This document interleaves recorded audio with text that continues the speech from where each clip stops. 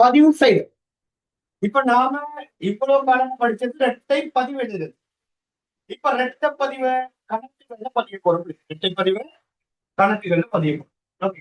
கொஞ்சம் 2-3 பதிவுகள் பேசிக்கா விளைக்கிட்டோம்னா பாட முடியுது முடியுதா? கணக்குகள்ல பதிஞ்சாச்சு, அதை சமப்படுத்தி காட்டியாச்சு, அதோட சப்ஜெக்ட் முடிய போகும். கணக்கு நான் உங்களுக்கு ஏற்கனவே சொல்லி கொடுத்துருக்கேன். கணக்கு என்னன்னு சொல்லி உங்களோட நோட்ஸ் இருக்க போகும். நோட்ஸ் இருக்க போகுது. உங்க கணக்கு அல்லது பேரெட்டு கணக்கு போதும்.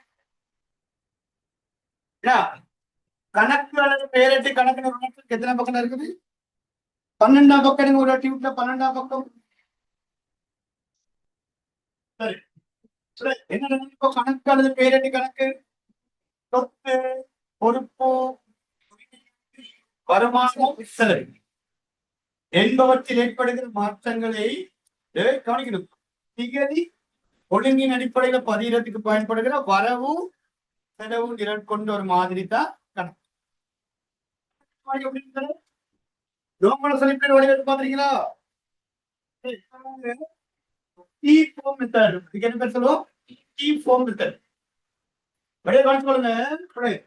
இங்க அந்த கணக்கு பேர் வைப்போம். என்ன கணக்கு?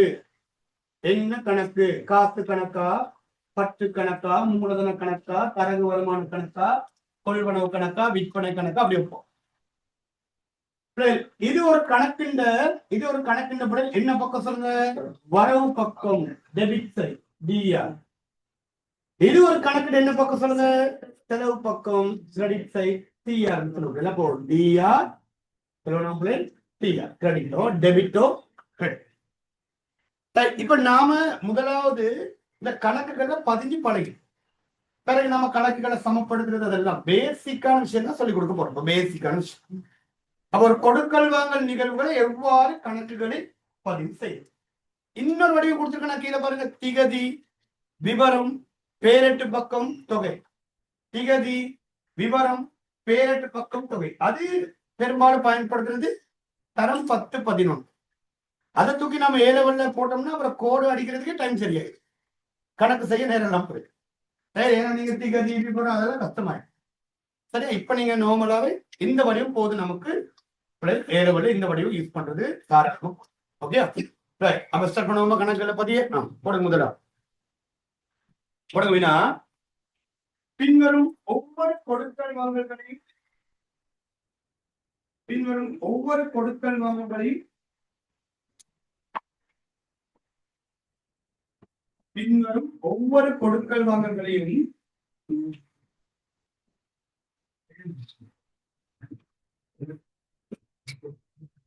தனித்தனியாக கணக்குகளில் பதிந்து காட்டு. பின்வரும் ஒவ்வொரு கொடுக்கல் வாங்கல்களையும் தனித்தனியாக கணக்குகளில் பதிந்து காட்டு.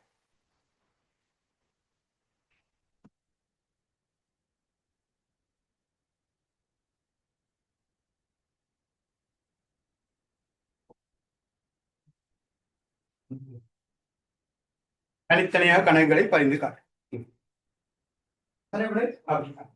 முதலாவது உரிமையாளர்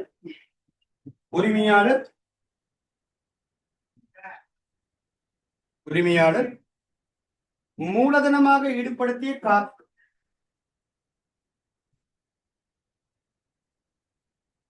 ₹1,00,000. உரிமையாளர் மூலதனமாக ஈடுபடுத்திய காசு ₹1,00,000.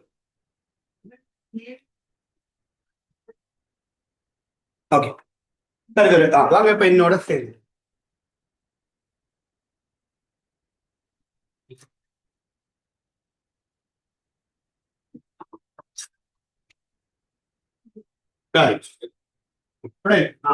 இது என்னது? இது ரூலர். இதுக்கு இன்னொரு பேர் இருக்கு அக்கவுண்ட்ஸ்ல. புள்ளியை குறைக்கும் கருவி.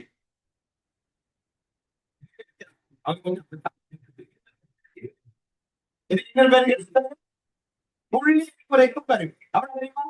இப்ப 10 மார்க்ஸ் வர வேண்டிய இடத்துல ஒரு 7 மார்க்ஸ் தான் பெறலாம். ஒரு 3 மார்க்ஸ் என்ன செய்வோம்? இழப்போம். எதனால? இவர். ஏன்னா இவர் வச்சு நம்ம என்ன செய்வோம்? அறிவான கோடு நிறைய இடங்கள்ல இவரை நீங்க பயன்படுத்துவீங்க. சாதாரண கோடு ஒரு கோடு போடணும். இதுக்கும் வச்சு அடிச்சுட்டு கிடக்கு. சில பேர் பிழைச்சிருச்சுன்னா வச்சு ஆள் போக முடியும். இப்படி இப்படி இப்படி இப்படி நேரம் ஒரு அடிப்பு நல்ல விலை கொடுங்க. கோடு அடிக்கிறதுக்கு சொல்லி அக்கௌண்ட்ஸ்ல தனியா புள்ளி ஒதுக்குறது இல்லை. கோடுகள் வடிவாக்கிட்டீங்க 20 மார்க் அப்படி கிடைக்க போறதும் அதனால நல்ல விலை கொடுக்கும். இப்பொழுது ரூலர் பயன்படுத்தி நம்ம கோடு போட வேண்டியது கம்பெனி கணக்கு. கம்பெனி கணக்கு, பங்குடம்பு கணக்கு, சில கணக்குகள் இருக்கு. அந்த நீங்க ரூலர் பயன்படுத்து. ஏன்னா நீங்க இப்ப கொப்பி முழுவதும் ஒரு கோடு அடிக்க போறீங்கன்னு சொல்லுங்க. இப்ப சாதம் இப்படி விலை கொடுக்குறீங்க. இப்படி இங்க இருந்து இங்க வரைக்கும் ஒரு நேர் கொடுக்கிறது. இப்படி நீங்க இப்படி போது அது கொஞ்சம் குழப்பம். அதுக்கு நீங்க ரூலர் வச்சு ஒரே கீரை பிடிக்கிறீங்க. சாதாரணமா நீங்க ஒரு சாதாரண கீழதுக்கு ரூலர் அவசியம் இல்லை. அது நீங்க கையாலை கீழே பிராக்டிஸ் பண்ணி கொடுங்க. சொல்றது புரியுதா உங்களுக்கு? ஏன்னா அந்த ரூலரை எடுக்கிறது, அப்புறம் கீறது, சில ரூலர் கீழே விழுந்துடும், அப்புறம் அதை தேடி எடுக்கிறது, இதுக்கெல்லாம் ஏகப்பட்ட நான் பார்ப்பேன். இவ்வளவு நாள் படிப்பிச்சுட்டு பார்த்துட்டு தான் இருக்கு. சொல் பேச்சு கேட்காம நான் ரூலர் வாங்கியிருக்கேன் 30 ரூபா கொடுத்து நான் யூஸ் பண்ணி அதெல்லாம் விட 2 தேவையான போது பாவிச்சுக்கலாம். ஓகே, அப்ப மேக்சிமம் கொஞ்சம் ஒரு 5-6 தடவை கீரை கொஞ்சம் கோடுகள் ஒரு மாதிரி போகும். இப்படி இப்படி வரும். கொஞ்சம் பழக்கம் இல்லதான் இப்பதானே ரொம்ப நாள் கை கொஞ்சம் நடுங்கும். கொஞ்ச நாள் போயிட்டா சரியா. ஓகே, சொல்றதை கேட்டுக்கிட்டீங்கன்னா சரிதான். அப்ப உங்களுடைய இதுல கணக்குகள்ல பதிய போறோம். கணக்குகள்ல பதியும் முன் முதலில் 2 பதிவு உரிமையாளர் மூலதனமாக ஈடுபடுத்திய காசு. சொல்லுங்க 2 பதிவு. காசு கணக்கு வரவு. அப்ப எத்தனை கணக்கு தேவை? 2 கணக்கு தேவையா? அந்த 2 காசு கணக்கு அதுக்கு பக்கத்துல இப்படி போடுறது. அப்போ தேவையில்லை. உங்களுடைய ஒரு பேஜ்லயே 2 கணக்கு போட்டுக்கலாம்டா. ஒரு பேஜ்லயே போடாதீங்க. அப்ப எப்படி போடுறது? 2 கணக்கு. காசு கணக்கு, மூலதன கணக்கு. உங்களோட பேஜ 2ஆ பிரிச்சுக்கிட்டீங்கன்னா நீங்க இலகுவா 2 விதமான கணக்கை போட்டுக்கலாம். மற்றது இந்த சைட்ல கொஞ்சம் இடம் இருக்கு தெரியுமா? அதுல எதுவுமே எழுத கூடாது. அப்ப அதை நீ கணக்கு படிக்க வேணும்.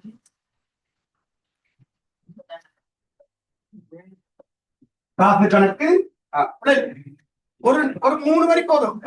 ஒரு 3 வரி போதும். ஒரு 3 வரி 4 வரி போதும்.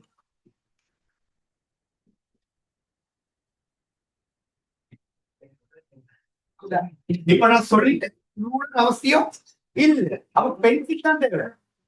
பென்சில் பிரச்சனை இல்லை. இதுல வந்தா பார்த்துக்கலாம். நீங்க கேட்டு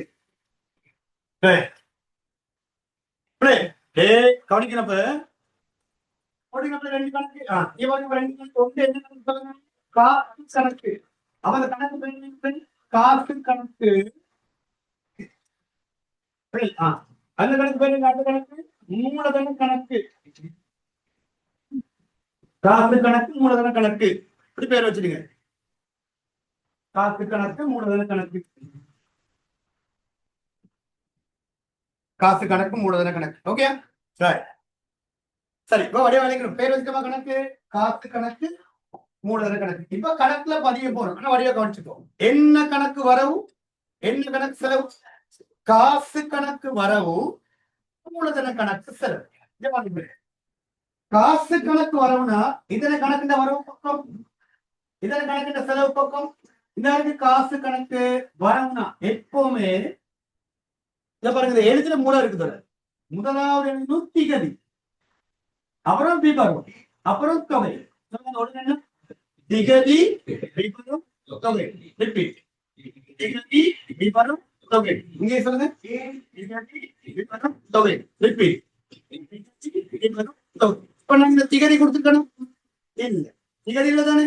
அப்ப திகதியை புறக்கணிச்சிருங்க. அப்ப அடுத்து என்ன வரும்? விபரமும் தொகை. சரி, அப்போ இங்க இருந்தாங்க, இங்க இருந்தாங்க தொகை, விபரம், முதல்ல நம்ம தொகை போட்டது எவ்வளவு இழப்பு தொகை 1,00,000. அவ காசு கணக்கு வர 1,00,000. போடு நீங்க போடுங்க. காசு கணக்கு வர 1,00,000 போட்டீங்களா? காசு கணக்கு வர 1,00,000 சரி போட்டுட்டு இப்ப இங்க என்ன எழுதணுமா? விவரம் எழுதுதானே. விவரம் என்னன்னா ஒரு கணக்கிற்குரிய விவரம் அதன் மற்ற கணக்கு. சொல்லுங்க. ஒரு கணக்கிற்குரிய விவரம் அதன் மற்ற கணக்கு. ஒரு கணக்கிற்குரிய விவரம் அதன் அப்போ அடே கவனிக்கிறீங்க எஸ்பின் சரியா? இவ்வளவு வடிவம் சொல்லி கொடுக்கும் போது கேட்டு படிச்சுட்டா ஓகே தானே? இல்லைன்னா பிறகு குழப்பமாய். அப்ப என்ன கணக்கு வரவு சொல்லுங்க? காசு கணக்கு வரவு. என்ன கணக்கு செலவு? அப்ப மூலதனத்துக்கு மற்ற கணக்கு. அப்ப இதுக்குரிய விவரம் போடுங்க. மூலதனம் மூலதனத்துக்கு கொண்டு போகுது. மூலதனம் கணக்கு அவசியம் இல்லை. மூலதனம் மூலதனம். அப்ப ஒரு கணக்கு சரி. அடுத்த பத்தி சொல்லுங்க. என்ன கணக்கு செலவு? மூலதன கணக்கு செலவு தானே. தொகை தானே கடைசியா வரும். சொல்லுங்க. விவரம் தொகை விவரம் திகதி. அவ்வளவு தொகை விவரம் திகதி. அப்ப மூலதன கணக்கு செலவு 1,00,000 போடுங்க. 1,00,000 தொகையில போடுங்க. 1,00,000 போட்டுட்டு இப்ப அதுக்குரிய விவரம் என்ன? ஒரு கணக்கிற்குரிய விவரம் அதற்கு மற்ற கணக்கு. சொல்லுங்க. ஒரு கணக்கிற்குரிய விவரம் அப்ப என்ன மற்ற கணக்கு விவரம் காசு போட விவரம் காசு. இப்படிதான் கணக்குல பதிவு. ஓகே. இப்ப என்ன கவனிச்சுக்கோ. இதன் அர்த்தம் என்ன?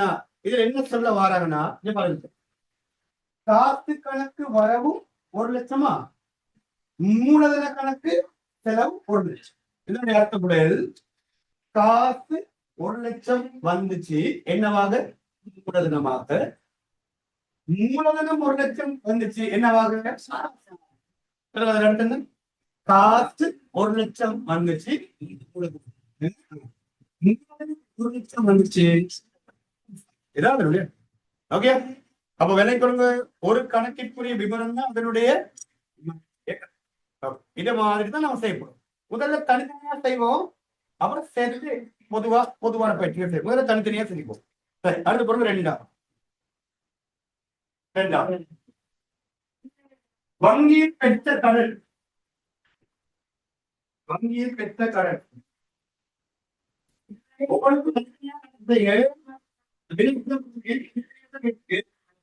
வங்கியில் பெற்ற கடன் ரூபாய் 80,000.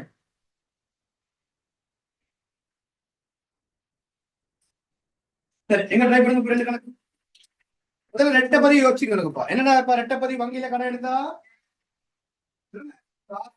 வரவு வங்கி கடன் கணக்கு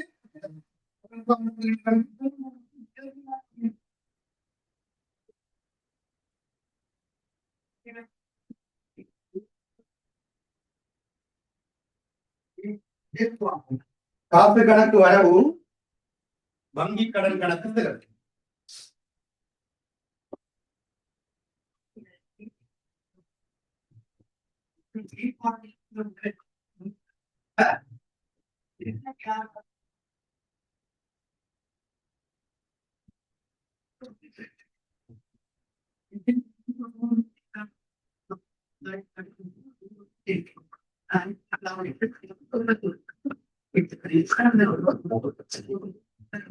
ரெண்டு பேரும் பண்ணுங்க.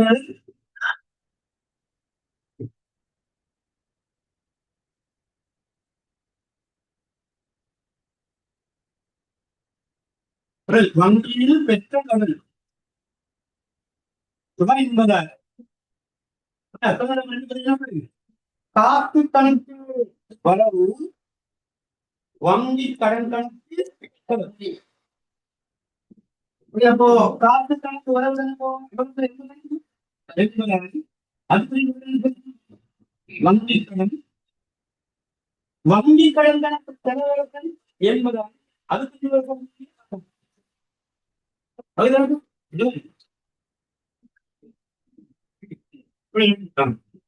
மூன்றாவது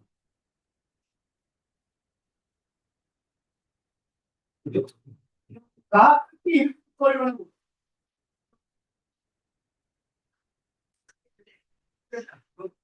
காசுக்கு இருப்பு கொள்வனவு ரூபாய் 40,000.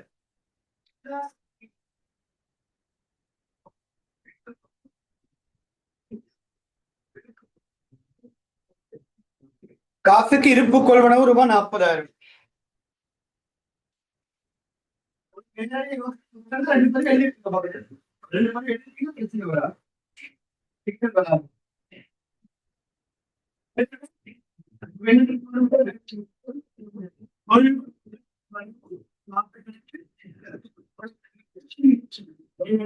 வரவு காத்து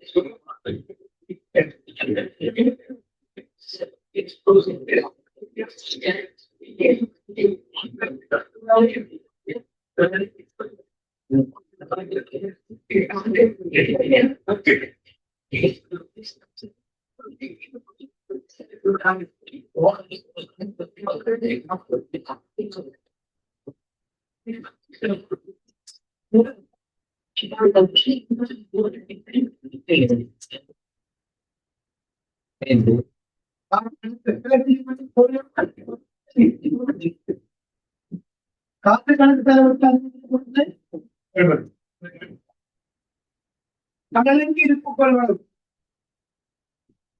கடனுக்கு இருப்பு கொள்வனவு கடனுக்கு இருப்பு கொள்வனவு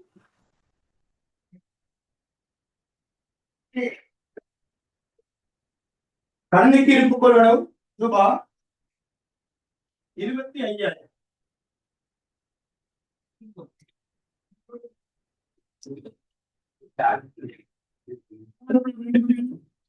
முன்பணவுகளுக்கு வரவு கொடுத்தோர் கட்டுப்பாட்டு கணக்கு செலவு 2 கணக்கு போடுங்க.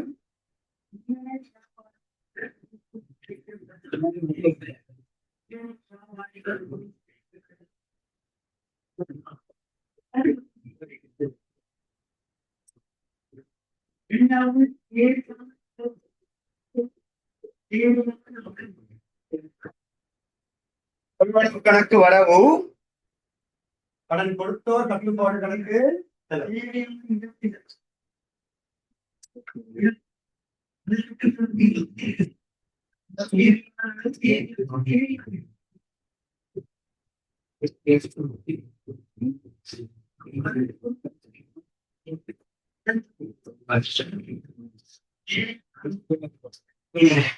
கொள்வனவு கணக்கு வரவு கடன் கொடுத்தோர் கட்டுப்பாடு கணக்கு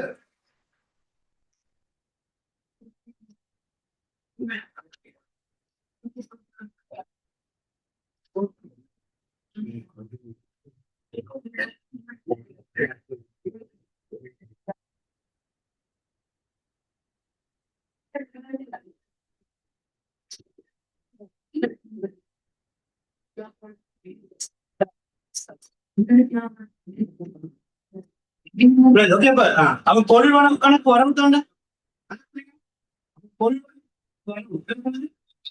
25,000 இவரும் கடன் கொடுத்தோர்.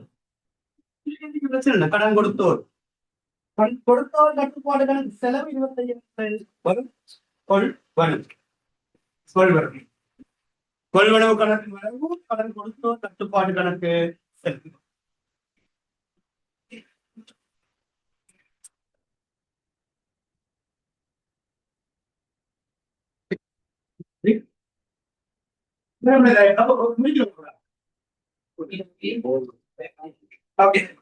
அப்படி இல்லை, அப்ப நான் இன்னும் கொஞ்சம் பதிவுகள் தானே, அப்ப நீங்க அதுகளை சேர்த்துட்டு வாங்க.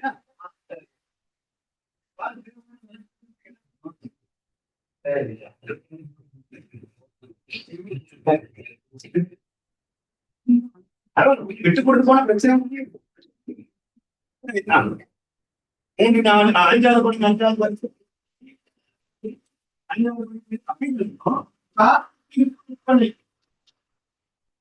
காத்துக்கு இருப்பு விற்பனை. காத்துக்கு இருப்பு விற்பனை ரூபா 60,000. அப்ப அதுக்குள்ள எடுத்து விட்டுருங்கன்னா ஒரு 4-5 பேர் விட்டுருங்க. அப்ப அப்படி ஈஸியா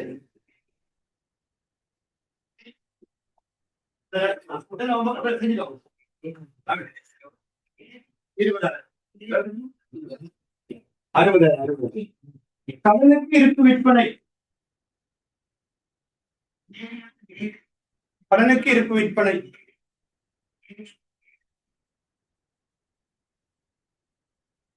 70,000.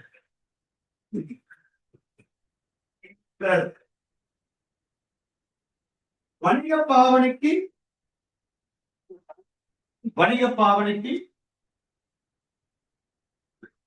இயந்திரம் கொள்வனவு. வணிக பாவனைக்கு இயந்திரம் கொள்வனவு.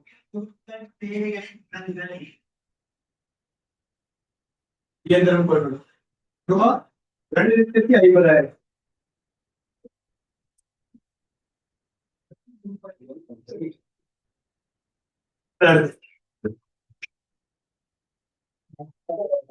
டிலான் நிறுவனத்திடம்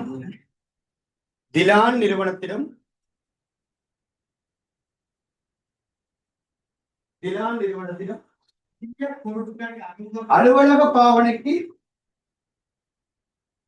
தளவாடம் கடன் கொள்வனவு. டிலான் நிறுவனத்திடம் அலுவலக பாவனைக்கு தளவாடம் கடன் கொள்வனவு.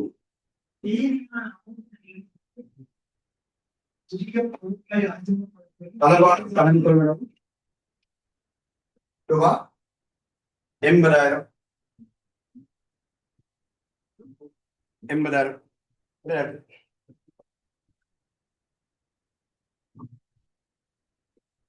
பதிவளித்த அறவிட முடியா கடன். பதிவளித்த அறவிட முடியா கடன். பதிவளித்த அறவிட முடியா. நீங்க அறவிட முடியாதுன்னு பாருங்க. பதிவளித்த அறவிட முடியா ரூபாய் 15,000.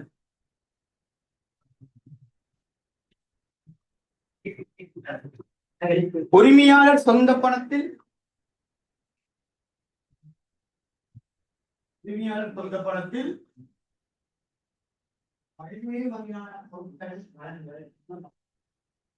நிறுவன காப்புறுதி கட்டணம் செலுத்தியது. உரிமையாளர் சொந்த பணத்தில் நிறுவன காப்புறுதி கட்டணம் செலுத்தியது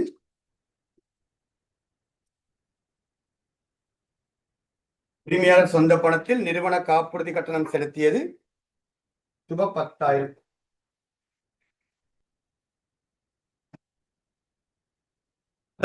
ஓகே.